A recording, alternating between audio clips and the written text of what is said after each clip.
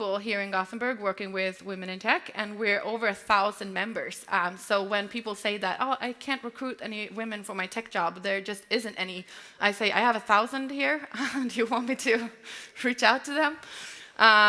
So that's what we do. We host a bunch of events. We also do some long-term projects. We have a mentorship program. We have a venture studio, which we started actually this year. And the WIT Venture Studio is actually part of why we're doing this event here today. So what we started is that we saw that I work in the startup industry, and we all saw that we saw a lack of both female founders of tech startups, and we also saw a lack of innovation happening when it comes to women's issues and women's problems. And we thought that those were connected. So we started the WIT Venture Studio, where we help female founders to use technology to solve problems for women. Very targeted and very needed, and we've just done our pilot cohort now with 4 startups, which is amazing. And that this work we did with these 4 startups is actually very related to this event, because we started that program because we saw that to build a successful startup, this is very simplified for anyone in the audience who works with startups and see this. This is obviously not the whole picture, but 3 main ingredients to make a good startup soup is entrepreneurship, access to capital funding, and to have innovative tech. And I've seen, and most of you have seen, that there's a lot of help when it comes to the first 2. Like, we have amazing business incubators just in this city. We have amazing, like, connecting people to capital. And we actually have some very good, very early stage VCs here in Gothenburg. One thing that we were lacking is that there isn't a lot of love and support for the third superstar in the founding team. The CTO, we talk a lot about the entrepreneurs, and of course you have to be both if you're a startup CTO, but we definitely feel that a little bit more light needs to be shined on the important role of a tech lead. We are in the Venture Studio, we're helping with the tech development for these startups. And what we're doing today is that we're focusing on the CTO, demystifying the CTO. What does it mean to be a CTO? And how can we create lower barriers for people to actually want to become a CTO? And how do you become a successful CTO? So a lot of questions, which is why we have a lot of amazing panelists to help us answer them, because I can definitely not answer them myself. But before we go into the agenda of today, I just first and foremost have to say that a huge thank you to the Techno-Creatives. Do we have someone from the Techno-Creatives here that can raise a hand? A huge thank you, because we could not have done this event without them. They are the sponsors of the event. They are the power behind the event. So we're very, very happy that you've helped us out with this. Otherwise, we wouldn't be here. So when you're sipping your bubbles and you're enjoying like your little appetizers, you say a silent thank you to Techno-Creatives, because it's them that provided us with all of this yumminess. So what are we doing today, Jennifer? Yeah, thank you, Malin. So I joined this Women in Tech Venture Studio in April or May, I think, and the first week we had 10 startups pitching, and they were product market fit, great ideas, they had strong teams, they had all the entrepreneurial skills, but they all lacked CTOs. And the startups were telling us there are no CTOs. So we started thinking, that could not be true. We know a lot of tech women, we know a lot of tech people, so there shouldn't be a lack of CTOs. Maybe there's something, maybe there's a gap. Maybe we don't know what it is. Maybe we need to demystify the role, as you said. So we have all sorts of plans for this. But tonight, we're just going to start talking about the role and ask the CTOs themselves who they are and what they do and how they become CTOs in the first place. So we have 9 CTOs here tonight, and they are from different types of companies. Some are from startups, some are CTOs in large companies as consultants. And we will divide them into 3 panels and ask them questions. And we will try to keep an eye on the chat for all of you who are online watching, and try to keep an eye on it, and Malin will signal to me when she has an important question. So please ask questions. And all of you who are here tonight, you're welcome to just come up to us and talk afterwards. If you want to talk about the Venture Studio or Femtech or to any of the companies that are here tonight, please feel free to come up after and ask you questions. Before we bring up the first panel, I would like us, I'm going to hold this with my legs and do a first round of applause for all our CTOs, joining 9 of them. Wow. So you will introduce the first panel, Yes. and I'll hop on down. Be careful. So, our first panel. Welcome to the stage. These are 3 women working for impact startups. Welcome, all of you. Come up, don't be shy.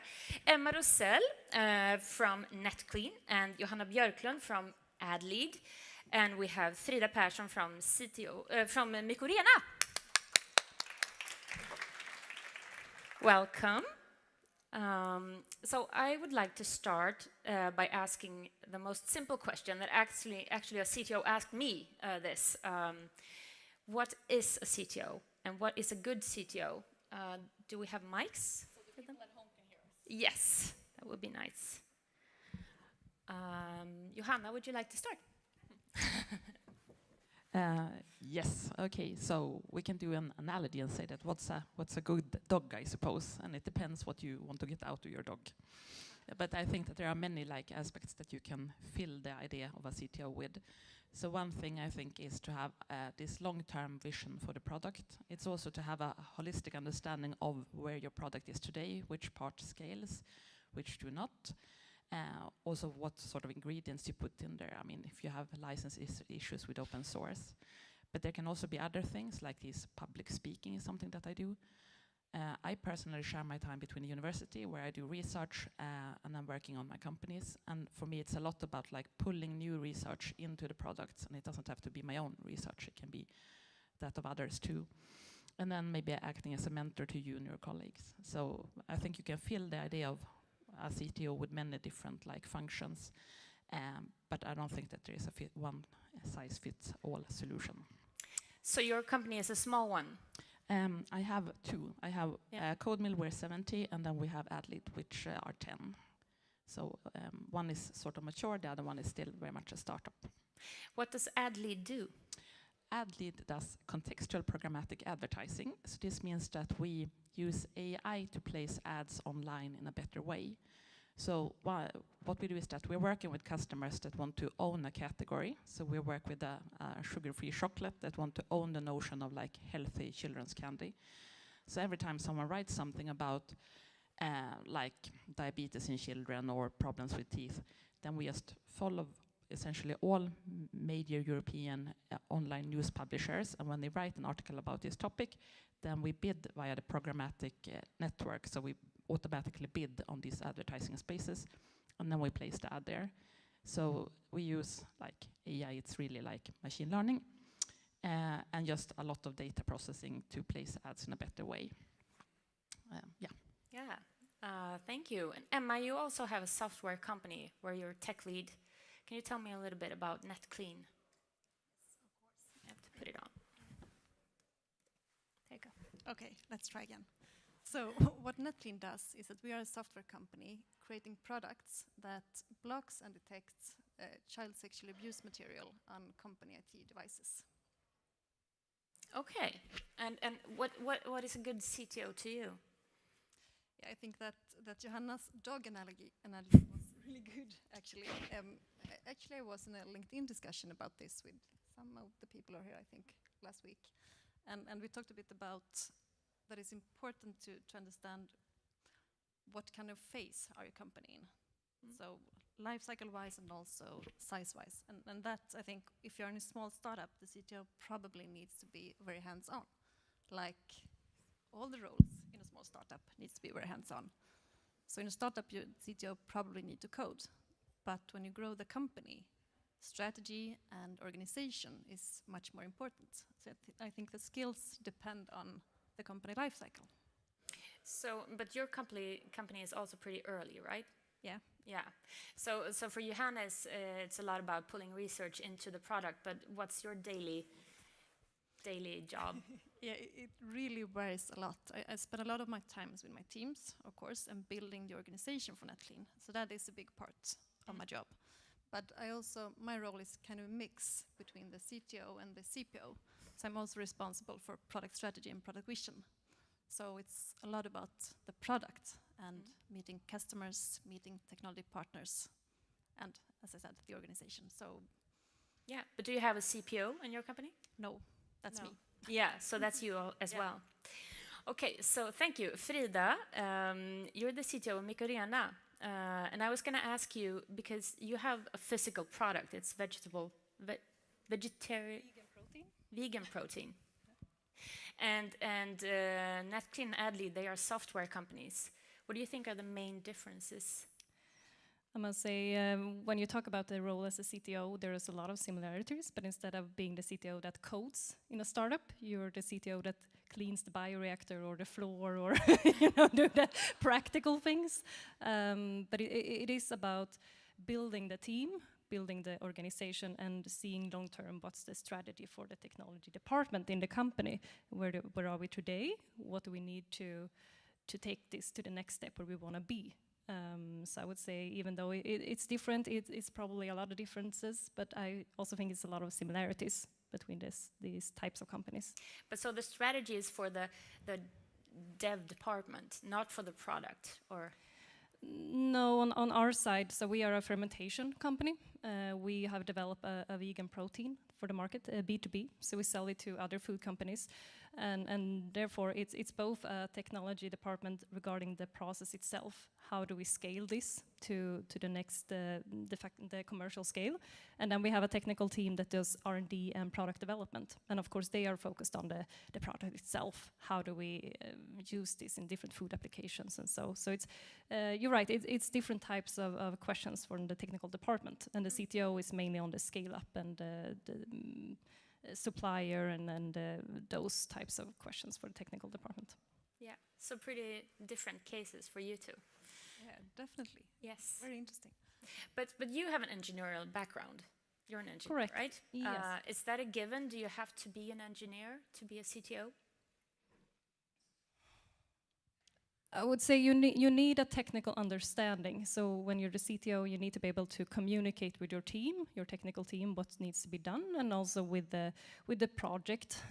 So we are currently planning our first factory in Falkenberg, and of course, then you're part of the product group and you discuss the technical details. So you need to have a technical understanding. But as the CTO, you don't do the engineering yourself. It's more about being the coordinator and the networking, the key person for the communication and networking and building the team. So both yes and no. You need a technical background, but then perhaps you don't need to be very interested in engineering and that part. You could manage without being. I would say so. If you're a great, if you have some technical background, but you're really good at the communication and building a team, then you could do it for sure. What about software startups? Is that possible? Do you have to be an engineer? Who wants to I have answer? to say no, because I studied informatics, so I'm not an engineer myself. So that is, from my side, it's a no. And then, of course, I don't do coding in my team, but of course I need to have a technical understanding, like Frida said, and I have to understand what my team is doing, and I have to be able to facilitate a technical decision and understand it. So the technical background, I think, is important, but you don't need to do it hands-on. Joanna? I think an important part of being a CTO is taking technological decisions. So at least you should have like enough understanding to make an informed choice. But I don't think that an engineering background is the only way to get that. So no. And again, I think you can have many different kinds of CTOs. Yeah, so if you ponder startups that are looking for CTOs and lacking CTOs, then maybe you can't have like a writer saying engineer, coder, blah, blah, blah. What would be your advice? Yeah. I mean, if your like only problem is you're lacking a CTO, I want a CTO, then you can rename your CFO to CTO. But I mean, that doesn't solve the problem. So what you're lacking is not the title, but you're lacking a certain set of functions. And I think it's better to specify that and say, what are we missing? Maybe we're missing someone to take like strategic architectural decisions, or we're lacking someone that has like this long-term vision of where we could, what we could achieve, like essentially on the product side. So I think it's better to specify what is it really that you need, and then find those competences. And it doesn't have to be within one and the same person. I mean, you can have 2 or 3, and then you have together your little CTO package. Okay, so maybe, I don't know, maybe some startups and companies need help in recruiting and asking for the right stuff, because if you have like a business developer and a creative person in a startup, then maybe they can't even, ask for the right skills when looking. They just look for a CTO, and they don't really know what the CTO is going to be doing, right? Could that be the case? Yeah, I pretty much think so. I mean, when Rickard and I set up our first company, then we were absolutely clueless about everything, but then it was rather on the side of the CFO, like we had no idea what the CFO could possibly do. Like they maybe were a little bit faster on working the Excel sheets. So we had a similar problem coming from another direction. Yeah. But luckily, maybe these titles are a problem. I don't know. Yeah, I think it's very Sounds like easy to sort of again, have this one size fits all, and also this idea that as long as we have someone with this title, then we have the problem solved. So. And that's definitely not true. Yeah, everybody understands that. Okay, so I want to ask Frida, because you're a scale-up and things are happening really fast. Are there challenges for you as a CTO now? Of course there are, but... For sure. I would say, so when I started on Macarena in 2019, we were 6 people, so I was the 6th employee. Now we are 34. So when scaling very fast or building a team very fast, I would say the biggest challenge is the communication, getting everyone on the train, because the ones of us who build the company from the start, we know part of it. We know exactly where we want to go, but to communicate that to the new people is a big challenge, I would say, currently. But something we are learning every day how to handle. And having efficient communication, because of course we could have meetings for hours every day and sit and talk, but you don't also want it to be efficient and having an output from the team you're creating. So that's a big challenge, I would say, when growing very fast. Oh yeah, so it's more about the people now then? Much more about the people and communication than the actual technology itself. Yeah. I was going to ask all 3 of you if we have the time. Yeah, great. Do you have an advice for an early startup of maybe 2 people that thinks that they are looking for a CTO? Yeah, I actually think that Johanna has a really good answer before about this, because you should manage your expectations, and you need to decide what do you actually need in this phase for the company. And I think that is the most important thing, because it's really hard to get one person who knows all. So to decide what you need, and then you can move on and look for that person. Yeah. And I think Emma had a very good point. that when you have a small company, you need someone who can actually do the work hands-on. So what Rickard and I did was that we hired a person as a COO, I think, and then we just said that, okay, we need a CEO. So then we hired a person for a lot of money that had lots of previous experience, but from a much, much bigger company. And it turned out that the kind of CEO that does well on a really big company is really not the same type that does well at a 3-person startup. So I agree, you need a different type of CTO when you're only 2 people. Yeah. One that can code. And clean bathrooms. I would say the same as you say, list the things you're looking for. See, is it feasible to have this in one person, or do we actually need support to have a product developer or a COO and a CTO? As we said, it's not the title itself that's important, it's what that person would be responsible for. What type of background or experience do we need, and what decisions would this person be responsible for taking? So yeah, I would start there. Okay, I think we have a question. Is that right? Yes. Maybe you can point it in our direction. I'll point it in your direction. So We can scream the question. I'll just scream the Yeah. question. I'll repeat I'm it. in the first row, in the front row. Interested in your backgrounds. How did you end up being CTOs? Who wants to start? Johanna seems to want to start. I can start. So as we mentioned a little bit previously, I have a background within biotechnology from Chalmers. After graduation, I started as a research engineer at Microrena. So in the beginning, I did lab experiments and was focusing on the research and development part. And when growing, we realized, well, of course, we need to grow the team. And then I took over as the head of research and development and then quality. So I did that for a couple of months, and then we saw that I should take over as the CTO. So I had 3 different positions before starting as the CTO at Microrena. So yeah, it was a journey for me to get that title. So when we started the code mill, then we got to pick our own titles. So I chose CTO because it's the best title. But I have a PhD in computer science, so I've gotten away with it, and I think I'm gradually growing into the role. So now when we had a spin of Adley, then I chose CTO again because it has been a success so far. So yes. Great. So I studied informatics at the university, and then I started off as a business intelligence developer. So it was one of my first jobs. But after that, I think that I grew into other kind of roles. So I've worked with more customer-oriented roles and also various leadership roles. So I've been a product manager, I've been a scrum master, I've been a team manager. And then from team manager, I moved on to CTO. So I guess I have more of the leadership track to become a CTO. So very different stories then. I'm going to thank you all so much for coming here today. I think I know a lot more already about what a CTO is. So thank you, Frida, Johanna, and Emma. I'm going to welcome the next panel.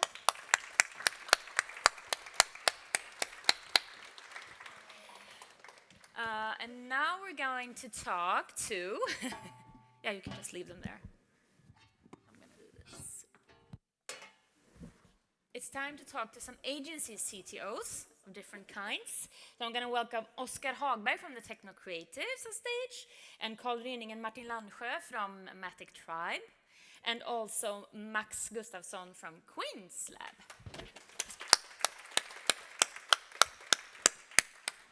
Welcome, welcome. I'm going to put these on. Kom hit, Kalle.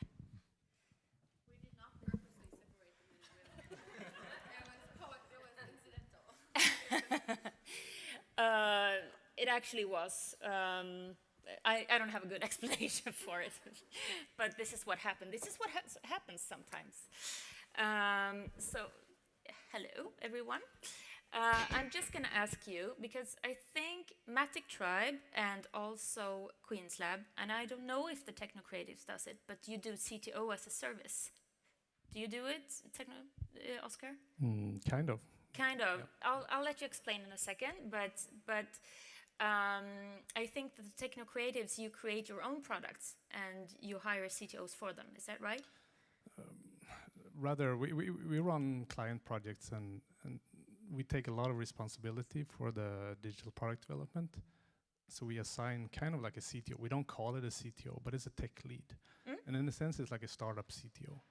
And that person works together with basically a CEO, CPO, and chief design officers. So it's kind of like strategy, design, technology. Okay, so you don't always call them CTOs? No, it was actually after our discussion I thought maybe we should call them CTOs. So what do you call them? Tech lead. Tech lead. Yeah. Okay. We're very bad at titles in my company. Well, maybe that's a good thing. I don't know. But the other, Matic Tribe and Queens Lab, you actually sell CTO as a service. Am I right? Yes. Yes. Please explain to me what it is. So the background for that is that we get a lot of questions. That is the foundation why we're here. Startups are asking So we're lacking. We are two entrepreneurs. We have some capital on the horizon. No problem with that. We are lacking the CTO. And we were receiving that question a lot.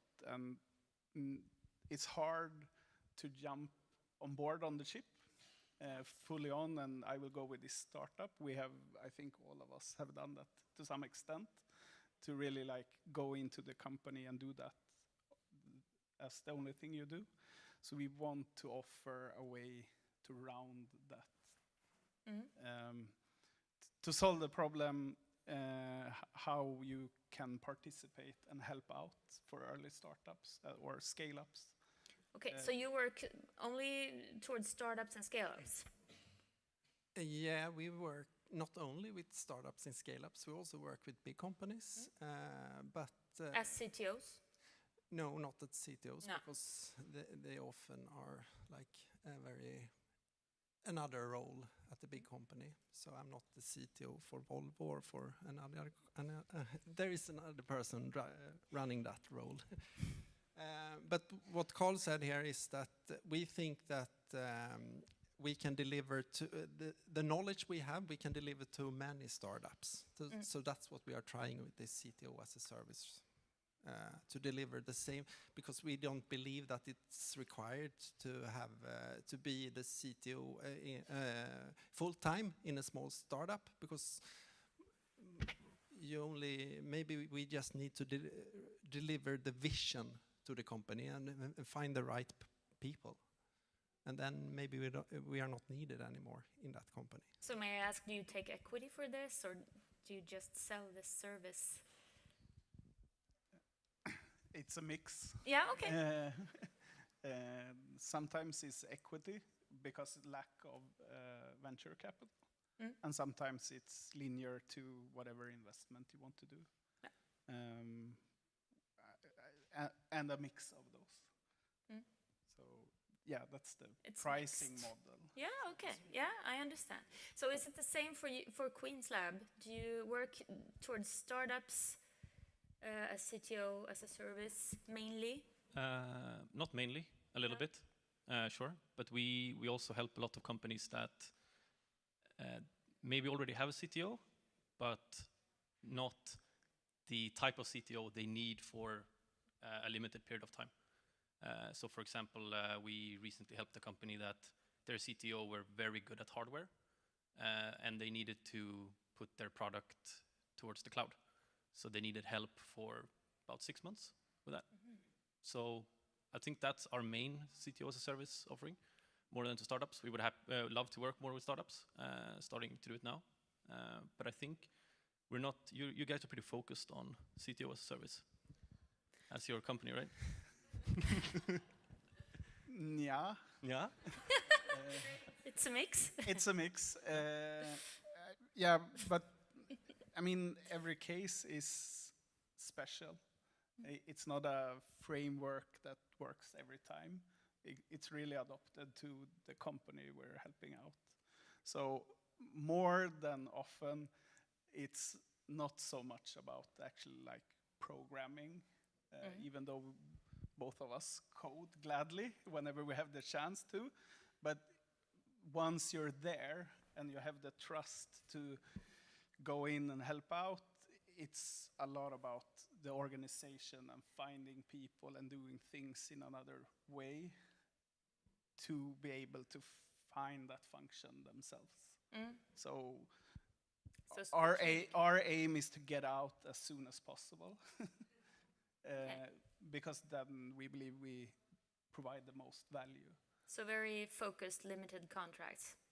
Yeah, and we try to be the ones that get out. Rather, it's easy to be just there after a while, and you're accounted for. We try to take the role to remind these clients that we are here. There's a end of date here. There's a cliff over there. We need to work to mitigate and build a bridge there. So that's fun to work that way? Super fun. Okay. Yeah, I can see that you think so. No, but I guess it's fun to get to work with a lot of startups. I like that too. But I'm going to ask you, I'm sort of confused with these C-suite roles, actually. CFO, I got it down. CEO, absolutely. But the difference between a CTO and a CPO, we already talked about that in the first panel. There's, they could be the same person. But the difference between a CTO and a CIO, Oscar, do you care to answer that? What do you think? Yeah. I mean, before this panel, I Googled that. No, but I think I used to be CIO and CPO and CTO and a bunch of Cs. And I mean, Oscar is the one who asked me what a CTO is. yeah, life. Sorry. No, but I mean, CIO. I mean, that's the person who runs the internal IT infrastructure, basically, right? So, but up until now, I've been the one who purchased all the laptops. A lot of frequent flyer miles on my credit card, I have to say. But that's what everyone talked about, the different phases. When I started at my company, we were me and Magnus. We were the tech guys.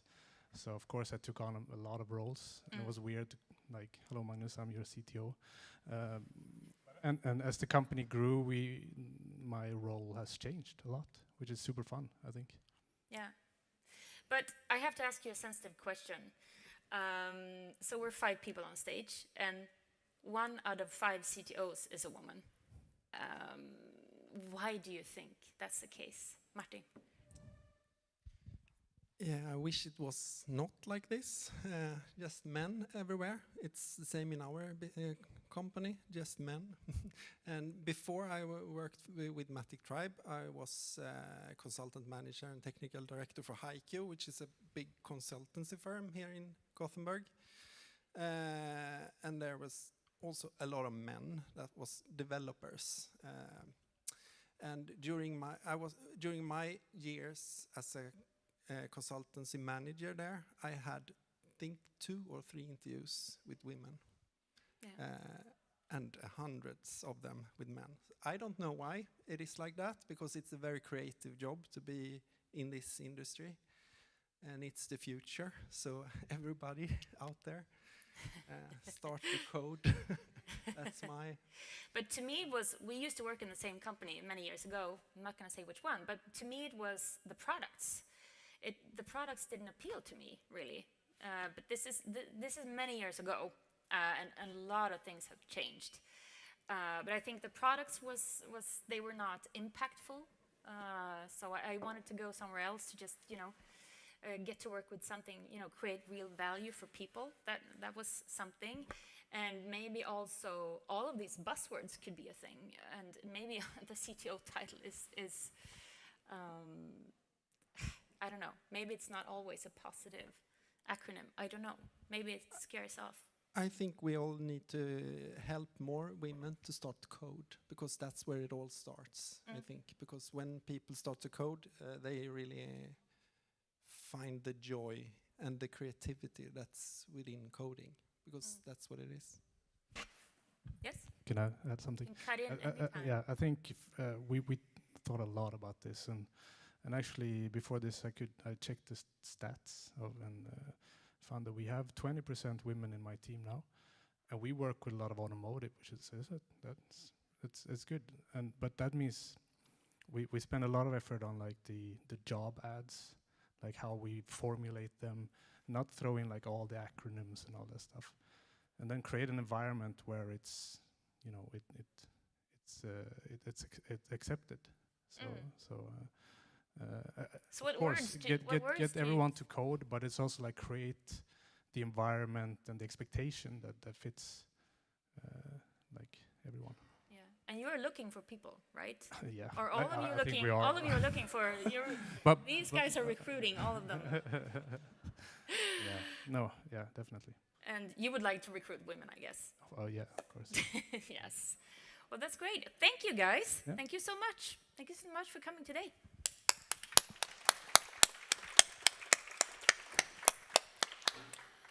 So the last panel, you're welcome on stage. It's Maria Hall from Joint Academy and Rebecca Wedlund from Momentus. And she also has her own CTO as a service company called Groovy Tech, right?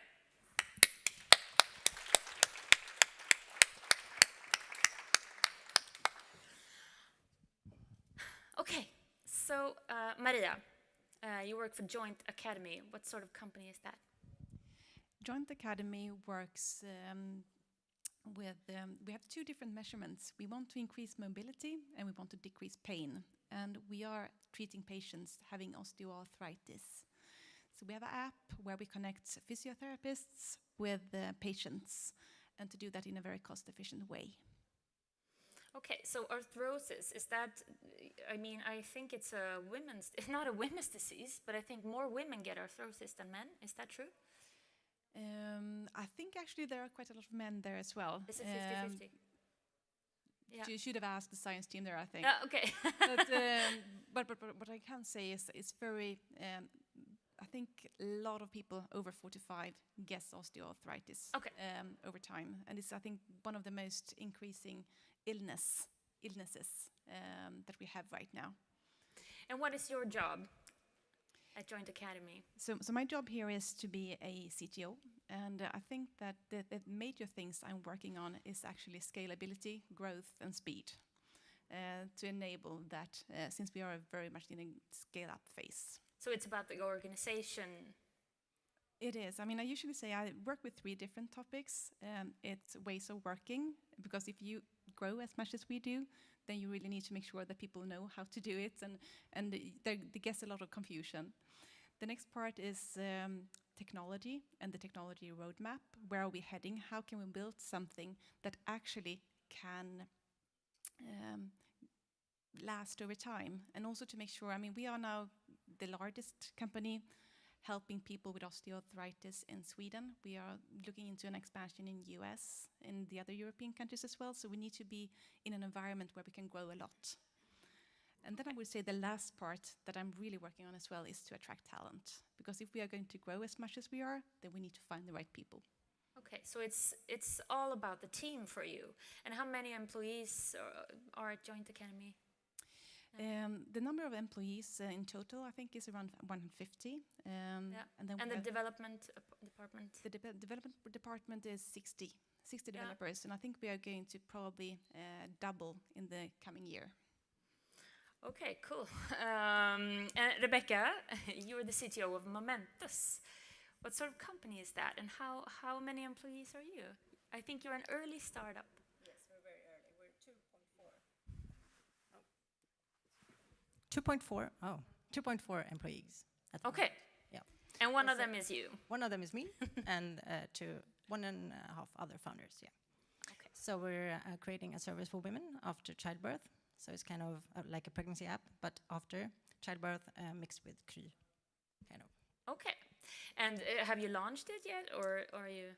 We have a prototype, but we're launching in November. Okay, Yeah. so it's very early. Very early. So what do your days look like as a CTO?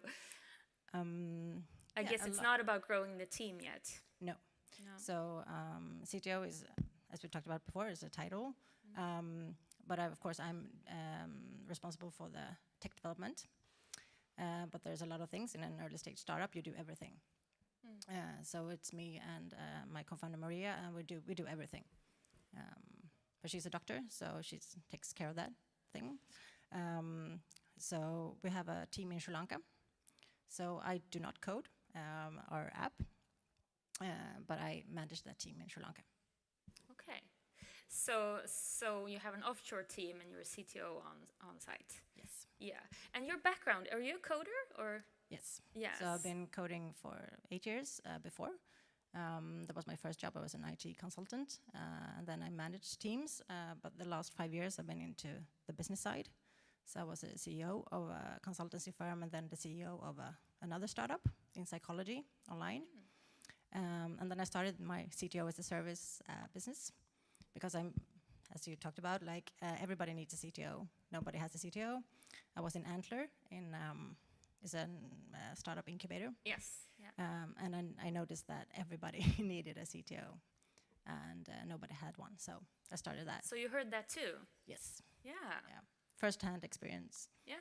Okay. Yeah. And did they know what they need, or did Not- they just think that they needed a CTO? Something with tech. Okay. Yeah. Yeah. It's like, That and I've level. seen so many people, especially women, who know nothing about tech,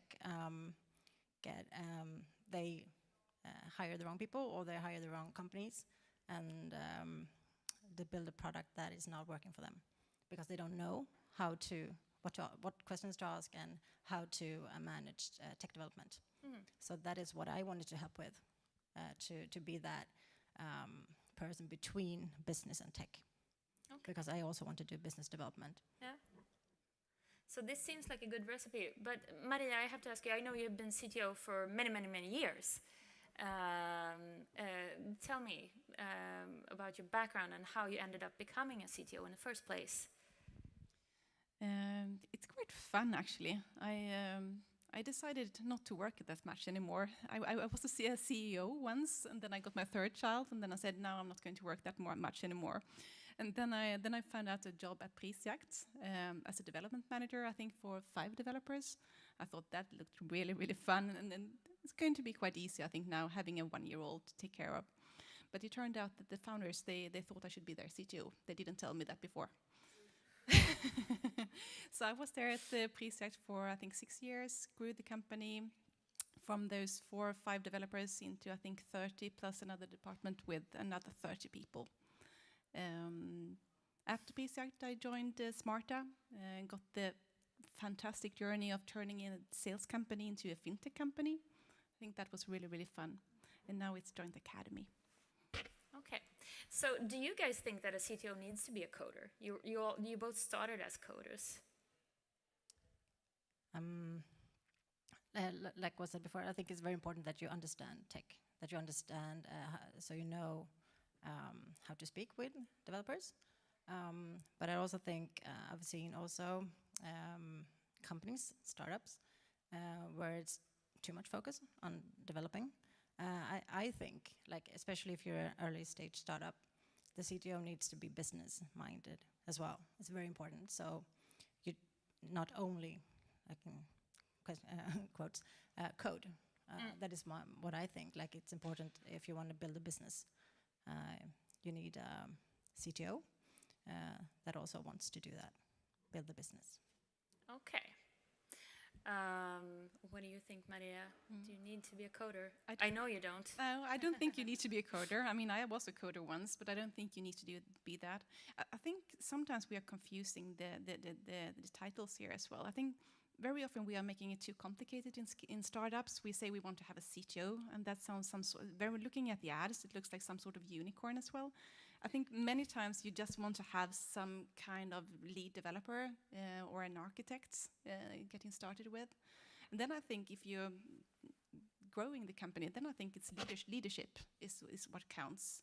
You still need to have the empathy with the developers. You need to understand their reality. But that can be made in many different ways. You can have been a project manager in a team, for example, to got all that knowledge as well.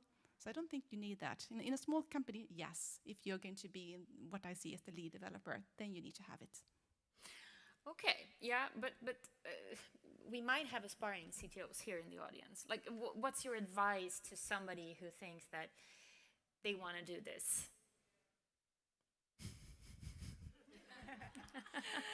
I would just say do it. I think it's so much fun.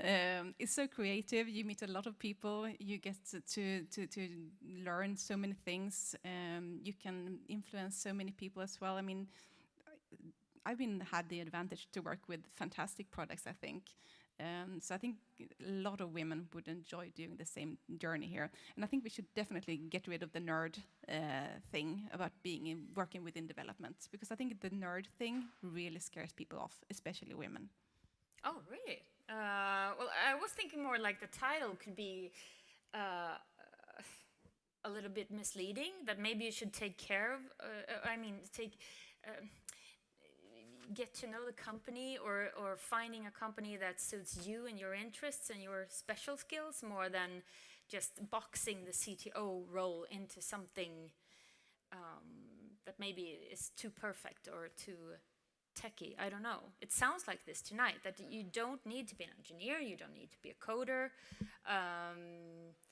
You need to understand tech and be able to talk to developers. I don't know how exactly you achieve that skill.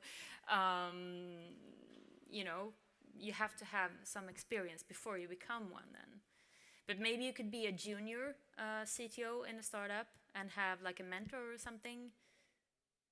Would that be a solution? Because we have this gap. We have a lot of startups wanting CTOs, and we have none.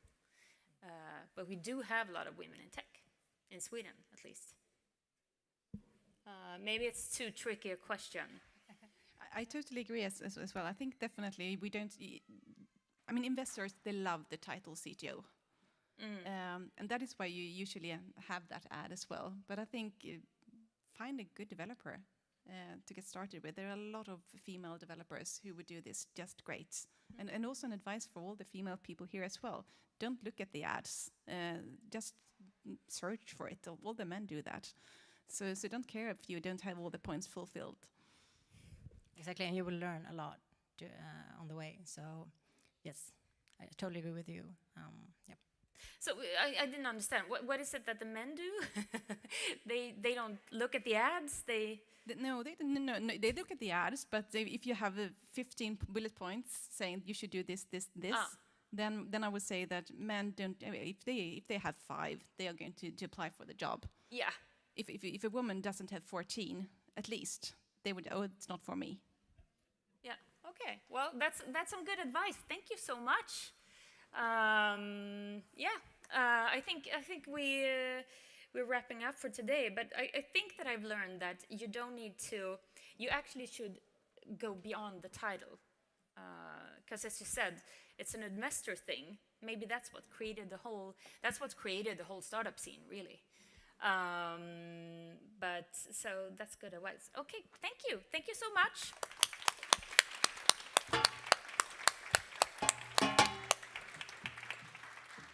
And thank you all for coming tonight.